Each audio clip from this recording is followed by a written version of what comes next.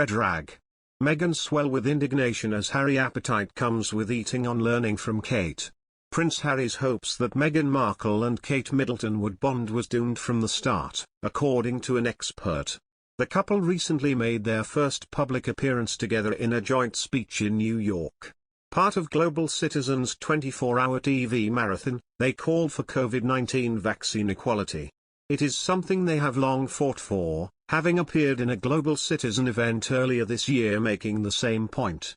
Speaking from the Great Lawn in Central Park, Harry said, "Are we prepared to do what is necessary to end this pandemic?"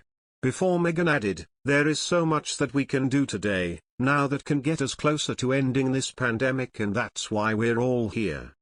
The appearance is just one in a string of charitable endeavors they have embarked on in a bid to make the world a better place, and something they have vehemently pursued since leaving the royal family last year. Their fallout was nothing short of tumultuous, the breakaway quickly dubbed Megxit. Royal experts have struggled to pinpoint an exact time or reason as to why the pair fell out with the firm. Many have since drawn attention to failures on both sides that may have been early warning signs of an ill-fated royal journey, however.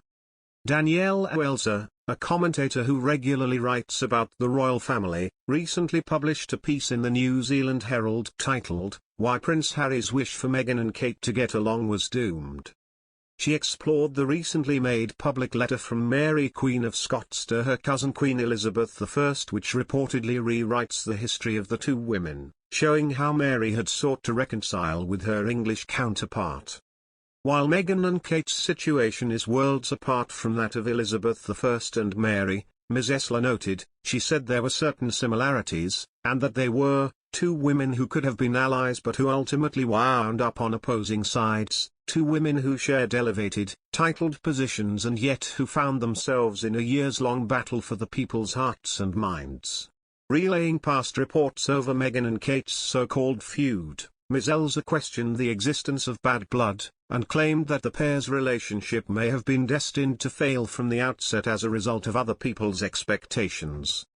She refers to the recent re-release of royal author Andrew Morton's 2018 book, Meghan, An American Princesses, and talked of how he made clear that from the get-go, Kate and Meghan's relationship was never going to be one of late-night, vino-fueled bonding sessions or giggling over in-jokes behind Princess Anne's serge-clad back during Trooping the Colour. She claimed, in hindsight, weren't Kate and Meghan essentially doomed from the start, that is, they were ill-fated to never form the sorts of bonds that Harry, and the public, seemed to dearly wish for? Even princes can't will something into being through sheer optimism in the face of cold, hard reality. Ms. Elsa is not alone in her conclusion. While many initially expected the pair to become close, others noted that Meghan and Kate were never going to be best friends. The pair came from completely different worlds, Meghan from a life of showbiz, Kate from an upper-middle-class and quintessentially English upbringing. Ashley Pearson, a royal commentator, previously appeared in Amazon Prime's documentary, Harry and Meghan, The Next Step, and claimed that Meghan and Kate were inherently different people. She said, "They're by all means cordial, but I don't believe they are close friends. I think Meghan and Kate probably don't have all that much in common, and they're both full-formed adult women. They're not teenagers that you take on a trip together and hope they get along. These are two fully formed women with their own styles and opinions." She added, "I don't believe there's been a big rift between Meghan and Kate at all. I think it's more likely that it's Harry and William who have their own ideas about things and the wives are going along and supporting their husbands." The royal expert, who also wrote a biography on Harry and William's late mother Princess Diana titled Diana, Her True Story, in her own words, also dealt with the claim that Catherine, previously known as Kate Middleton before marriage, and Meghan rarely saw each other whilst she and Harry, 37, were still working members of the British royal family before they relocated to America in 2020. He explained this as being a practical matter as much as anything and went on to talk of the times the family did spend together.